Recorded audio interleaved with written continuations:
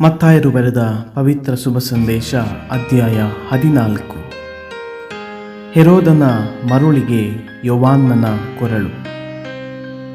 ಯೇಸುಸ್ವಾಮಿಯ ಸಮಾಚಾರ ಆಗ ಗಲೀಲೆಯ ಪ್ರಾಂತ್ಯಕ್ಕೆ ಸಾಮಂತ ರಾಜನಾಗಿದ್ದ ಹೆರೋದನ ಕಿವಿಗೆ ಬಿದ್ದಿತು. ಅವನು ತನ್ನ ಪರಿಚಾರಕರಿಗೆ, ಮಡಿದ ಸ್ನಾನಿಕ ಯೋವಾನ್ನನೇ ಮರಳಿ ಜೀವಂತನಾಗಿ ಬಂದಿದ್ದಾನೆ, ಆದ್ದರಿಂದಲೇ ಮಹತ್ ಕಾರ್ಯಗಳನ್ನು ಮಾಡುವ ಶಕ್ತಿ ಇವನಿಗಿದೆ ಎಂದನು. ಹೆರೋದನು ತನ್ನ ಸಹೋದರ ಫಿಲಿಪ್ಪನ ಧರ್ಮಪತ್ನಿಯಾದ ಹೆರೋದಿಯಳನ್ನು ಇಟ್ಟುಕೊಂಡಿದ್ದನು. ಅವಳ ಪ್ರಯುಕ್ತ ಯೋವಾನ್ನನನ್ನು ಹಿಡಿದು ಬಂಧಿಸಿ ಸೆರೆಯಲ್ಲಿ ಹಾಕಿದ್ದನು. ಏಕೆಂದರೆ ಆತನು, ನಿನ್ನ ಸಹೋದರನ ಧರ್ಮಪತ್ನಿಯನ್ನು ನೀನು ಇಟ್ಟುಕೊಂಡಿರುವುದು ಅಕ್ರಮ ಎಂದು ಹೆರೋದನಿಗೆ ಹೇಳುತ್ತಿದ್ದನು.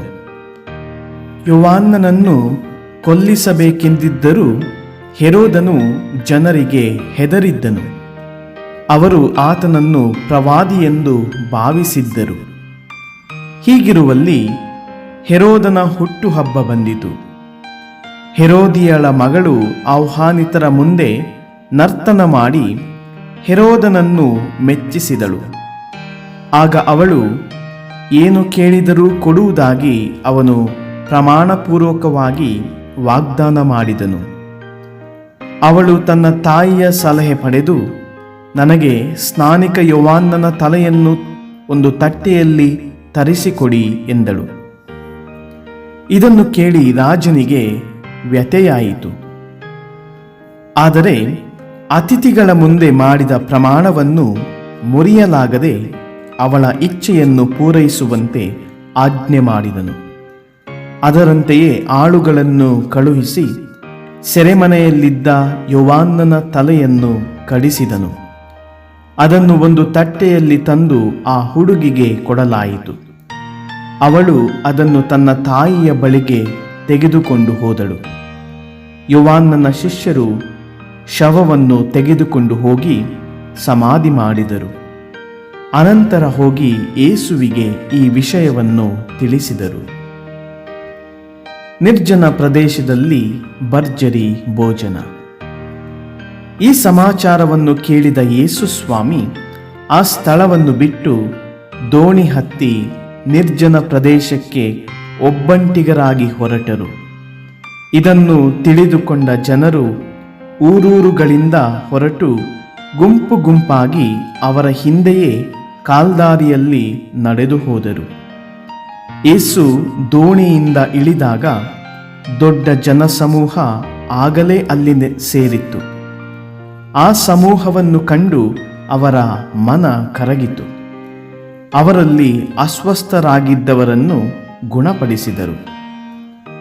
ಸಂಜೆಯಾದಾಗ ಶಿಷ್ಯರು ಯೇಸುವಿನ ಬಳಿಗೆ ಬಂದು, ಇದು ನಿರ್ಜನ ಪ್ರದೇಶ, ಈಗಾಗಲೇ ಹೊತ್ತು ಮೀರಿ ಹೋಗಿದೆ.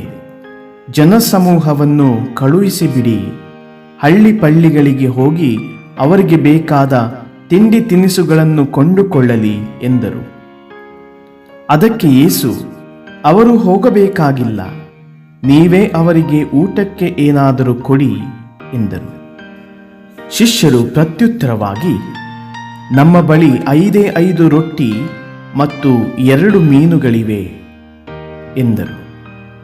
ಯೇಸು, ಅವನ್ನು ಇಲ್ಲಿಗೆ ತನ್ನಿ ಎಂದು ಹೇಳಿ ಜನರೆಲ್ಲರೂ ಹುಲ್ಲಿನ ಮೇಲೆ ಕುಳಿತುಕೊಳ್ಳುವಂತೆ ಅಪ್ಪಣೆ ಮಾಡಿದರು.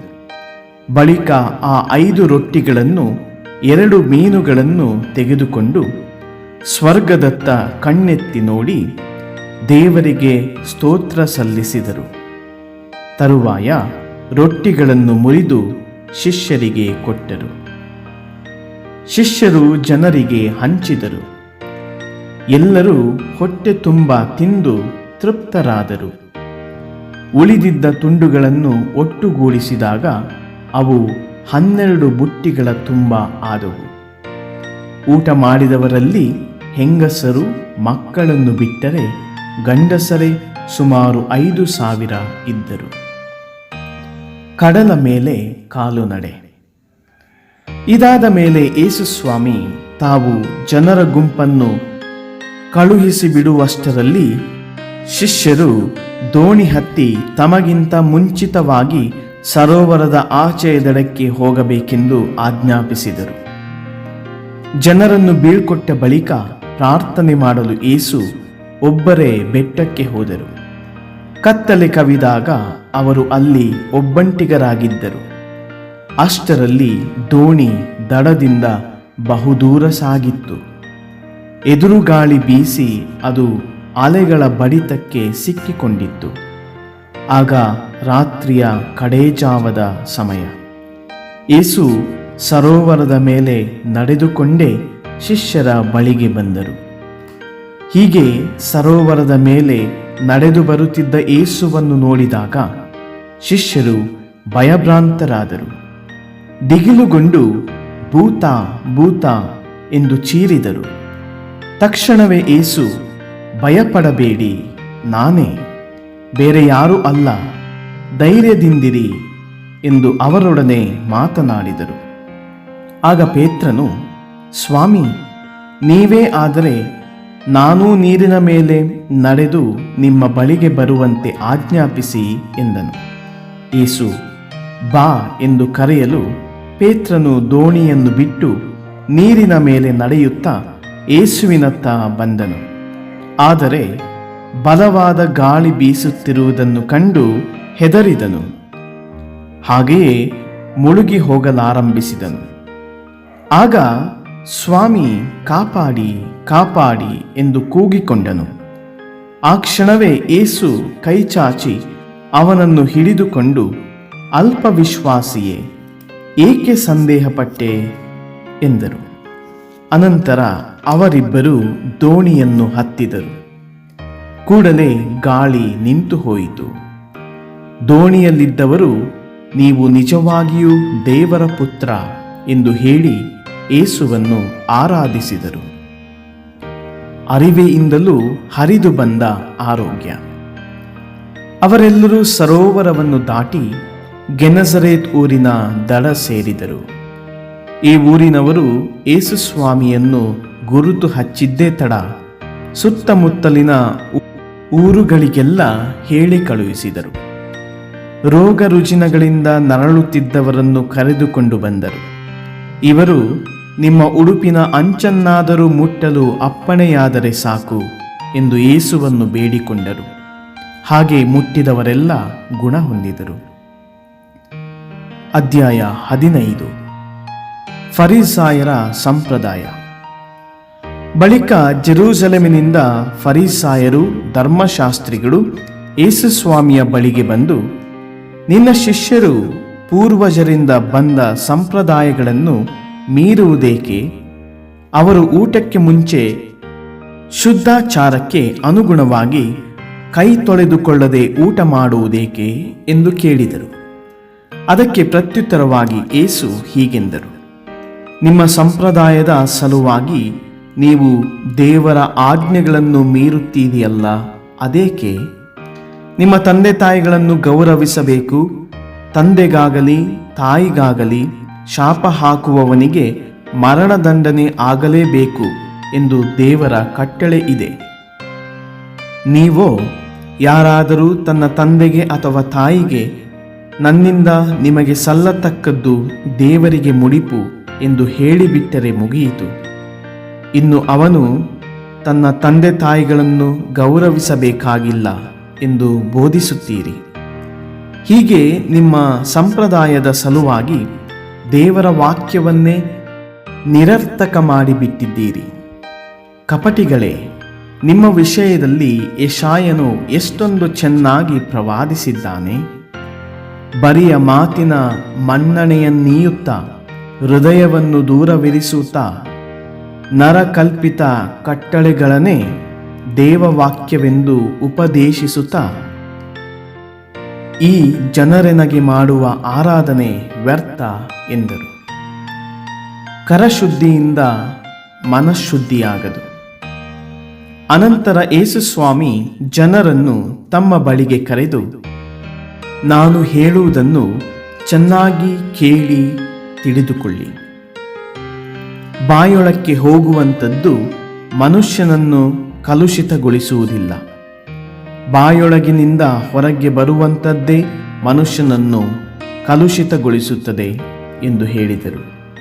ಆಗ ಶಿಷ್ಯರು ಹತ್ತಿರಕ್ಕೆ ಬಂದು, ನಿಮ್ಮ ಮಾತನ್ನು ಕೇಳಿ ಫರಿಸಾಯರು ಬಹಳ ಬೇಸರಗೊಂಡಿದ್ದಾರೆಂದು ನಿಮಗೆ ತಿಳಿಯಿತೆ ಎಂದರು.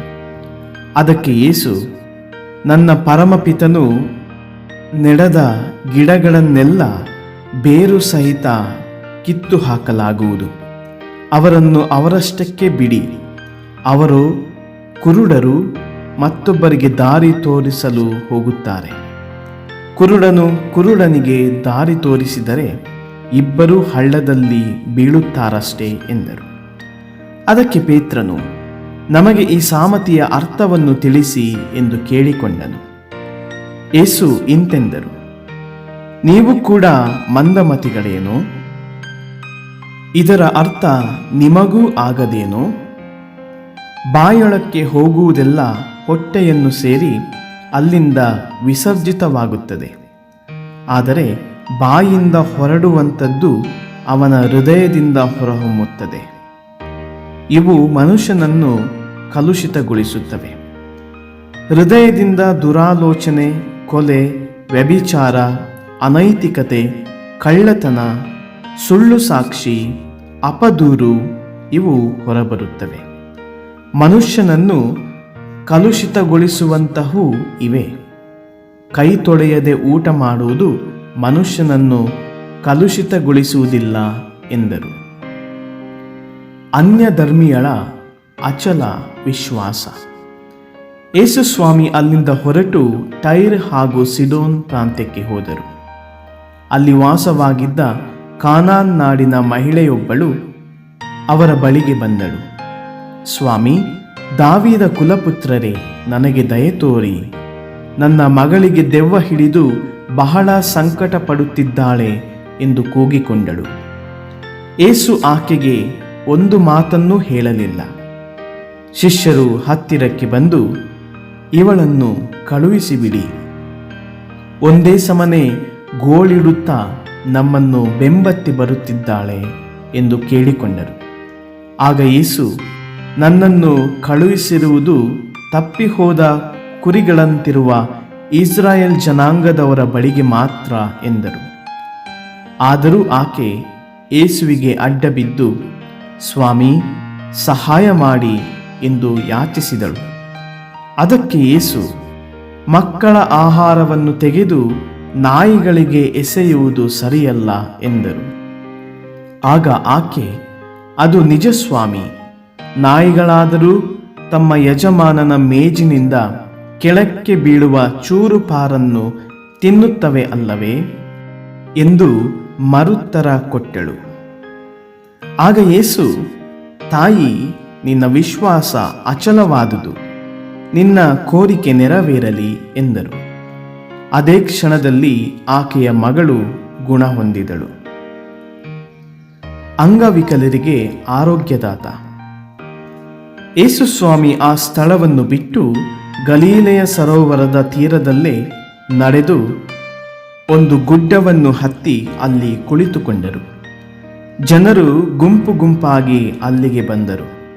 ಕುಂಟರು, ಕುರುಡರು, ಮೂಕರು, ಅಂಗವಿಕಲರು ಮುಂತಾದ ಅನೇಕರನ್ನು ತಮ್ಮೊಡನೆ ಕರೆತಂದು ಯೇಸುವಿನ ಪಾದ ಸನ್ನಿಧಿಯಲ್ಲಿ ಬಿಟ್ಟರು. ಯೇಸು ಅವರನ್ನು ಗುಣಪಡಿಸಿದರು. ಮೂಕರು ಮಾತನಾಡುವುದನ್ನು, ಅಂಗವಿಕಲರು ಸ್ವಸ್ಥವಾಗುವುದನ್ನು, ಕುಂಟರು ನಡೆಯುವುದನ್ನು, ಕುರುಡರು ನೋಡುವುದನ್ನು ಈ ಜನರು ಕಂಡು ಆಶ್ಚರ್ಯಚಕಿತರಾಗಿ ಇಸ್ರಾಯೇಲಿನ ದೇವರನ್ನು ಕೊಂಡಾಡಿದರು. ಹಸಿದವರಿಗೆ ಅನ್ನದಾತ. ಯೇಸು ಸ್ವಾಮಿ ತಮ್ಮ ಶಿಷ್ಯರನ್ನು ಹತ್ತಿರಕ್ಕೆ ಕರೆದು, ಈ ಜನಸ್ತೋಮ ಕಳೆದ 3 ದಿನಗಳಿಂದಲೂ ನನ್ನ ಬಳಿ ಇದೆ. ಊಟಕ್ಕೆ ಅವರಲ್ಲಿ ಏನೂ ಇಲ್ಲ. ಇವರನ್ನು ಕಂಡು ನನ್ನ ಹೃದಯ ಕರಗುತ್ತದೆ. ಇವರನ್ನು ಹಸಿದ ಹೊಟ್ಟೆಯಲ್ಲಿ ಕಳುಹಿಸಿಬಿಡಲು ನನಗೆ ಇಷ್ಟವಿಲ್ಲ. ದಾರಿಯಲ್ಲಿ ಬಳಲಿ ಬಿದ್ದಾರು ಎಂದರು. ಅದಕ್ಕೆ ಶಿಷ್ಯರು, ಇಷ್ಟು ದೊಡ್ಡ ಗುಂಪಿಗೆ ಆಗುವಷ್ಟು ರೊಟ್ಟಿಯನ್ನು ಈ ಅಡವಿಯಲ್ಲಿ ನಾವು ತರುವುದಾದರೂ ಎಲ್ಲಿಂದ ಎಂದು ಕೇಳಿದರು. ನಿಮ್ಮಲ್ಲಿ ಎಷ್ಟು ರೊಟ್ಟಿಗಳಿವೆ ಎಂದು ಯೇಸು ಕೇಳಿದರು. 7 ರೊಟ್ಟಿಗಳು ಮತ್ತು ಕೆಲವು ಸಣ್ಣ ಮೀನುಗಳು ಇವೆ ಎಂದು ಶಿಷ್ಯರು ಉತ್ತರ ಕೊಟ್ಟರು. ಆಗ ಜನಸಮೂಹಕ್ಕೆ ನೆಲದ ಮೇಲೆ ಕುಳಿತುಕೊಳ್ಳುವಂತೆ ಯೇಸು ಆಜ್ಞಾಪಿಸಿದರು. ಅನಂತರ ಆ 7 ರೊಟ್ಟಿಗಳನ್ನು ಮೀನುಗಳನ್ನು ತೆಗೆದುಕೊಂಡು ದೇವರಿಗೆ ಸ್ತೋತ್ರ ಸಲ್ಲಿಸಿ ಅವುಗಳನ್ನು ಮುರಿದು ತಮ್ಮ ಶಿಷ್ಯರಿಗೆ ಕೊಟ್ಟರು. ಶಿಷ್ಯರು ಜನರಿಗೆ ಬಡಿಸಿದರು. ಜನರೆಲ್ಲರೂ ಉಂಡು ತೃಪ್ತರಾದರು. ಉಳಿದ ತುಂಡುಗಳನ್ನು ಶಿಷ್ಯರು 7 ಕುಕ್ಕೆಗಳ ತುಂಬ ತುಂಬಿಸಿಕೊಂಡರು. ಊಟ ಮಾಡಿದವರಲ್ಲಿ ಹೆಂಗಸರು ಮಕ್ಕಳಲ್ಲದೆ ಗಂಡಸರೇ 4,000 ಮಂದಿ ಇದ್ದರು. ತರುವಾಯ ಯೇಸು ಜನರ ಗುಂಪನ್ನು ಕಳುಹಿಸಿಬಿಟ್ಟು ದೋಣಿಯನ್ನು ಹತ್ತಿ ಮಗದಾನ್ ಎಂಬ ಪ್ರಾಂತ್ಯಕ್ಕೆ ಹೊರಟು ಹೋದರು. ಅಧ್ಯಾಯ 16. ಅದ್ಭುತ ಕೋರಿದ ಅಧರ್ಮಿಗಳು. ತರುವಾಯ ಫರಿಸಾಯರು ಮತ್ತು ಸದ್ದುಕಾಯರು ಯೇಸು ಸ್ವಾಮಿಯ ಬಳಿಗೆ ಬಂದರು. ಸ್ವಾಮಿಯನ್ನು ಪರೀಕ್ಷಿಸುವ ದುರುದ್ದೇಶದಿಂದ ನೀನು ದೇವರಿಂದ ಬಂದವನೆಂದು ಸೂಚಿಸಲು ಅದ್ಭುತವೊಂದನ್ನು ನಮಗೆ ಮಾಡಿ ತೋರಿಸು ಎಂದರು. ಅದಕ್ಕೆ ಯೇಸು, ಸಂಜೆಯಾದಾಗ ನೀವು ಹವಾಮಾನವು ಹಿತಕರವಾಗಿರುತ್ತದೆ, ಏಕೆಂದರೆ ಆಕಾಶ ಕೆಂಪಗಿದೆ ಎನ್ನುತ್ತೀರಿ. ಬೆಳಗ್ಗೆ ಈ ದಿನ ಗಾಳಿ ಮಳೆ ಇರುತ್ತದೆ, ಏಕೆಂದರೆ ಕೆಂಪಾದ ಆಕಾಶದಲ್ಲಿ ಮೋಡ ಮುಚ್ಚಿದೆ ಎನ್ನುತ್ತೀರಿ. ಆಕಾಶದಲ್ಲಿ ಕಾಣುವ ಲಕ್ಷಣಗಳನ್ನು ನೀವು ಅರ್ಥ ಮಾಡಿಕೊಳ್ಳಬಲ್ಲಿರಿ, ಆದರೆ ಈಗಿನ ಕಾಲದ ಲಕ್ಷಣಗಳನ್ನು ಅರ್ಥ ಮಾಡಿಕೊಳ್ಳಲು ನಿಮ್ಮಿಂದಾಗದು. ಈ ದುಷ್ಟ ಹಾಗೂ ಅಧರ್ಮ ಪೀಳಿಗೆ ಅದ್ಭುತಗಳನ್ನು ಸಂಕೇತವಾಗಿ ಕೋರುತ್ತದೆ. ಪ್ರವಾದಿ ಯೋನನ ಸಂಕೇತವಲ್ಲದೆ ಬೇರೆ ಯಾವ ಸಂಕೇತವೂ ಇದಕ್ಕೆ ದೊರಕದು ಎಂದು ಹೇಳಿ ಅವರನ್ನು ಬಿಟ್ಟು ಹೋದರು. ಹುದುಗೆಬ್ಬಿಸುವ ಹುಸಿ ಬೋಧನೆ. ಶಿಷ್ಯರು ಬುತ್ತಿಯನ್ನು ಕಟ್ಟಿಕೊಳ್ಳುವುದನ್ನು ಮರೆತು ಸರೋವರದ ಆಚೆ ದಡಕ್ಕೆ ಬಂದರು. ಯೇಸುಸ್ವಾಮಿ ಅವರಿಗೆ ಎಚ್ಚರಿಕೆ. ಫರಿಸಾಯರ ಹಾಗೂ ಸದ್ದುಕಾಯರ ಹುಳಿ ಹಿಟ್ಟಿನ ವಿಷಯದಲ್ಲಿ ಜಾಗರೂಕರಾಗಿರಿ ಎಂದರು. ತಾವು ರೊಟ್ಟಿ ತಂದಿಲ್ಲವಾದ ಕಾರಣ ಯೇಸು ಹೀಗೆ ಹೇಳುತ್ತಿದ್ದಾರೆಂದು ಶಿಷ್ಯರು ತಮ್ಮಲ್ಲೇ ಮಾತನಾಡಿಕೊಳ್ಳಲಾರಂಭಿಸಿದರು. ಇದನ್ನು ಗಮನಿಸಿದ ಯೇಸು, ಅಲ್ಪ ವಿಶ್ವಾಸಿಗಳೇ, ರೊಟ್ಟಿಯನ್ನು ತಂದಿಲ್ಲವೆಂದು ನಿಮ್ಮಲ್ಲೇ ಚರ್ಚೆ ಏಕೆ? ಏನು, ನಿಮಗಿನ್ನೂ ಅರಿವಿಲ್ಲವೇ? 5 ರೊಟ್ಟಿಗಳಿಂದ ನಾನು 5,000 ಜನರನ್ನು ತೃಪ್ತಿಪಡಿಸಿದ್ದು ನಿಮಗೆ ಜ್ಞಾಪಕವಿಲ್ಲವೇ? ಆಗ ಉಳಿದಿದ್ದನ್ನು ಎಷ್ಟು ಬುಟ್ಟಿಗಳಲ್ಲಿ ತುಂಬಿಸಿಕೊಂಡಿರಿ? ಅಲ್ಲದೆ 7 ರೊಟ್ಟಿಗಳಿಂದ 4,000 ಜನರನ್ನು ತೃಪ್ತಿಪಡಿಸಿದಾಗ ಉಳಿದಿದ್ದನ್ನು ಎಷ್ಟು ಕುಕ್ಕೆಗಳಲ್ಲಿ ತುಂಬಿಸಿಕೊಂಡಿರಿ? ಹೀಗಿದ್ದು ನಾನು ಈಗ ರೊಟ್ಟಿಯನ್ನು ಕುರಿತು ಎಚ್ಚರಿಸಲಿಲ್ಲವೆಂದು ನೀವು ತಿಳಿಯದೇ ಹೋದಿರಲ್ಲ ಎಂದರು. ರೊಟ್ಟಿಯ ಹಿಟ್ಟನ್ನು ಹುದುಗೆಬ್ಬಿಸುವ ಹುಳಿಯನ್ನು ಕುರಿತು ಅಲ್ಲ, ಫರಿಸಾಯರ ಮತ್ತು ಸದ್ದುಕಾಯರ ಬೋಧನೆಯ ವಿಷಯವಾಗಿ ಜಾಗರೂಕರಾಗಿರಬೇಕೆಂದು ಯೇಸು ಎಚ್ಚರಿಸಿದರೆಂದು ಆಗ ಶಿಷ್ಯರು ಅರ್ಥ ಮಾಡಿಕೊಂಡರು.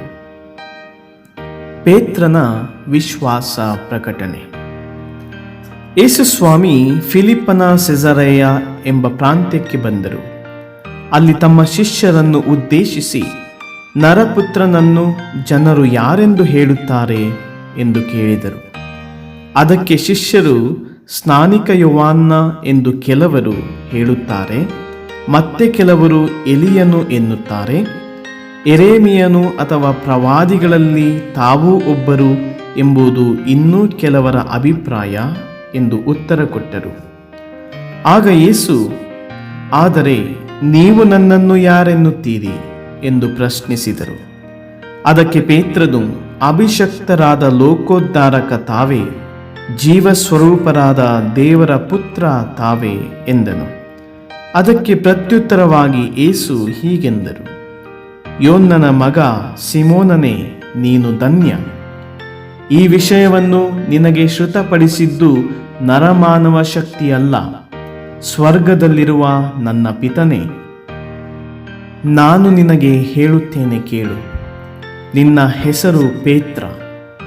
ಈ ಬಂಡೆಯ ಮೇಲೆ ನನ್ನ ಧರ್ಮಸಭೆಯನ್ನು ಕಟ್ಟುವೆನು. ಪಾತಾಳ ಲೋಕದ ಶಕ್ತಿಯು ಅದನ್ನು ಎಂದಿಗೂ ಜಯಿಸಲಾರದು. ಸ್ವರ್ಗ ಸಾಮ್ರಾಜ್ಯದ ಬೀಗದ ಕೈಗಳನ್ನು ನಿನಗೆ ಕೊಡುವೆನು. ಇಹದಲ್ಲಿ ನೀನು ಏನನ್ನು ಬಂಧಿಸುತ್ತೀಯೋ ಅದನ್ನು ಪರದಲ್ಲಿಯೂ ಬಂಧಿಸಲಾಗುವುದು.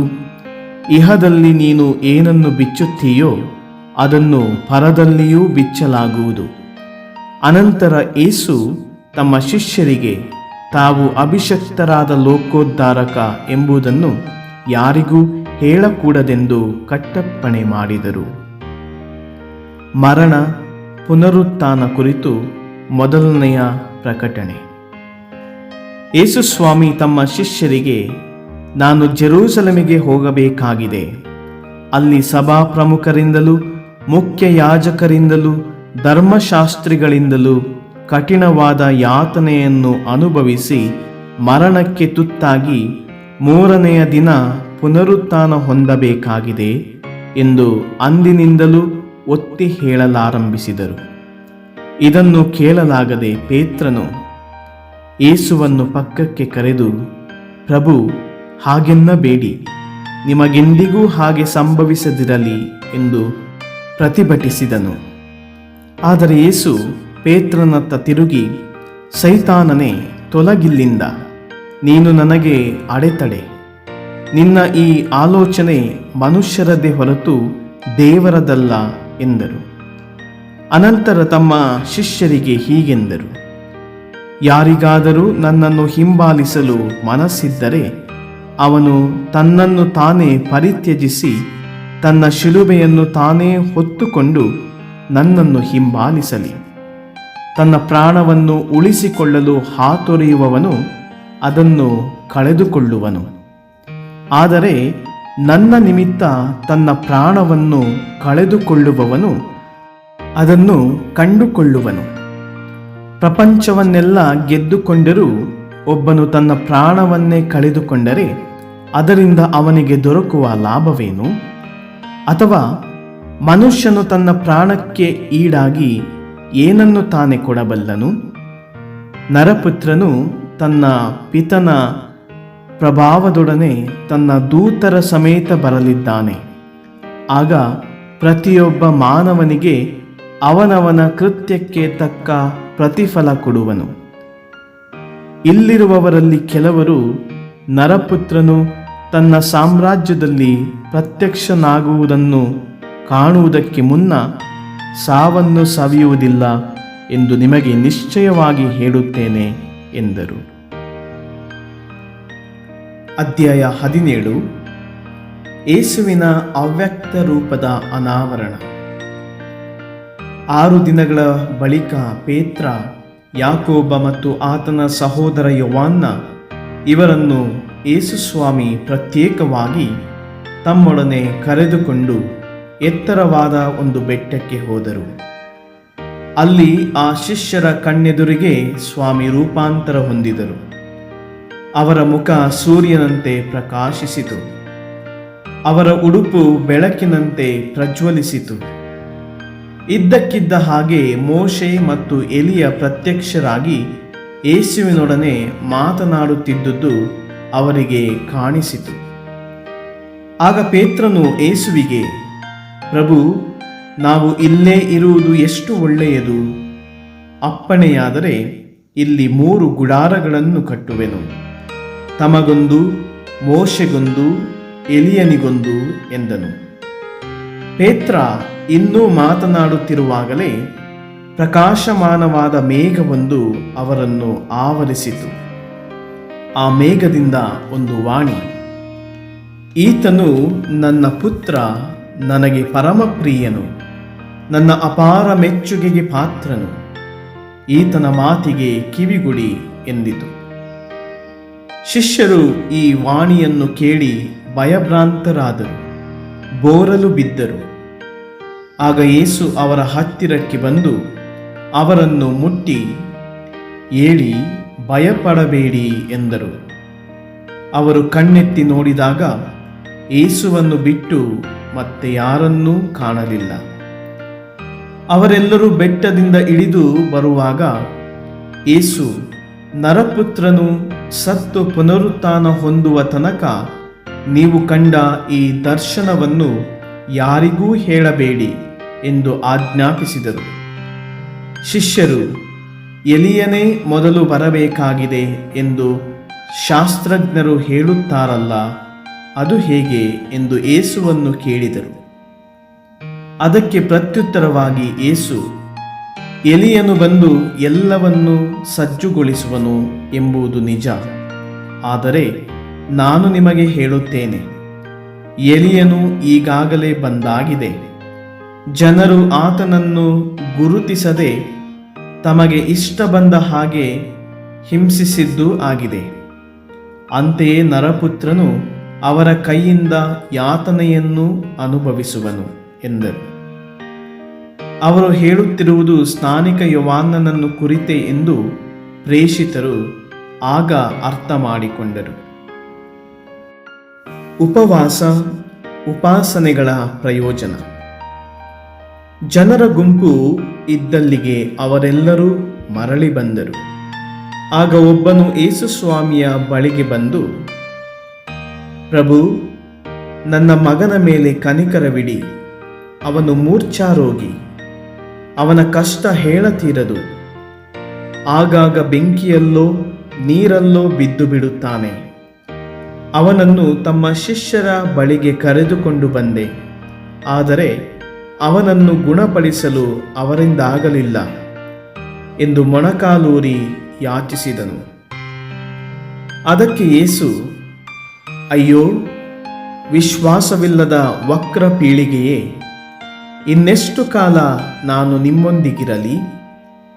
ಇನ್ನೆಷ್ಟು ಕಾಲ ನಿಮ್ಮನ್ನು ಸಹಿಸಿಕೊಳ್ಳಲಿ ಎಂದು ಹೇಳಿ ಆ ಹುಡುಗನನ್ನು ಇಲ್ಲಿ ನನ್ನ ಬಳಿಗೆ ಕರೆದುಕೊಂಡು ಬನ್ನಿ ಎಂದರು. ಅನಂತರ ಆ ಹುಡುಗನಲ್ಲಿದ್ದ ದೆವ್ವವನ್ನು ಅವರು ಗದರಿಸಿದೊಡನೆಯೇ ಅದು ಅವನನ್ನು ಬಿಟ್ಟು ಹೋಯಿತು. ಅವನು ತಕ್ಷಣವೇ ಸ್ವಸ್ಥನಾದನು.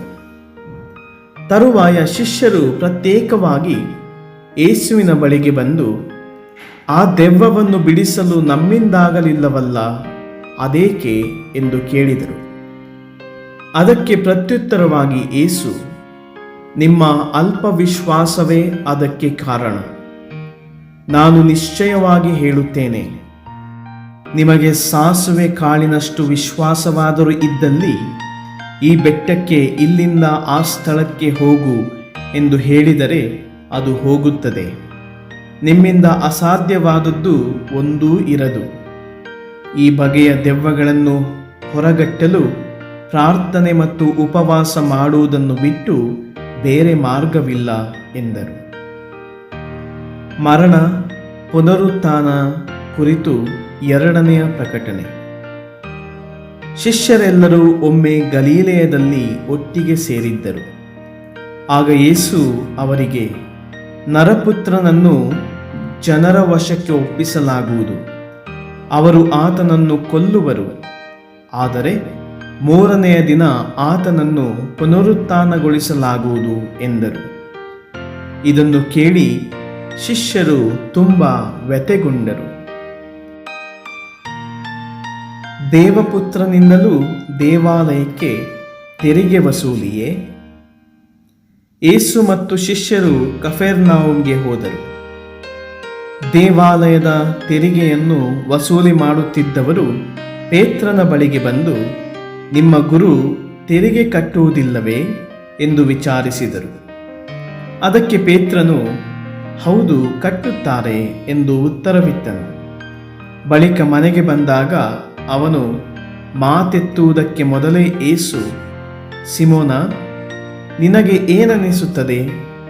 ಇಹಲೋಕದ ರಾಜರು ಕಂದಾಯವನ್ನಾಗಲಿ ತೆರಿಗೆಯನ್ನಾಗಲಿ ಯಾರಿಂದ ವಸೂಲು ಮಾಡುತ್ತಾರೆ? ತಮ್ಮ ಪುತ್ರರಿಂದಲೋ ಅಥವಾ ಪರರಿಂದಲೋ ಎಂದು ಕೇಳಿದರು. ಪರರಿಂದಲೇ ಎಂದು ಪೇತ್ರನು ಉತ್ತರ ಕೊಟ್ಟನು. ಯೇಸು, ಹಾಗಾದರೆ ಪುತ್ರರು ತೆರಿಗೆ ಕಟ್ಟಬೇಕಾಗಿಲ್ಲ ತಾನೇ? ಆದರೂ ನಾವು ಇವರಿಗೆ ಅಡ್ಡಿಯಾಗಬಾರದು ಎಂದೇ ನೀನು ಸರೋವರಕ್ಕೆ ಹೋಗಿ ಗಾಳ ಹಾಕು. ಮೊದಲು ಸಿಗುವ ಮೀನನ್ನು ಎತ್ತಿಕೊಂಡು ಅದರ ಬಾಯಿ ತೆರೆದು ನೋಡು. ಅದರಲ್ಲಿ ಒಂದು ಬೆಳ್ಳಿ ನಾಣ್ಯ ದೊರಕುವುದು. ಅದನ್ನು ತಂದು ನನ್ನ ಮತ್ತು ನಿನ್ನ ಪರವಾಗಿ ಅವರಿಗೆ ಕೊಡು ಎಂದರು.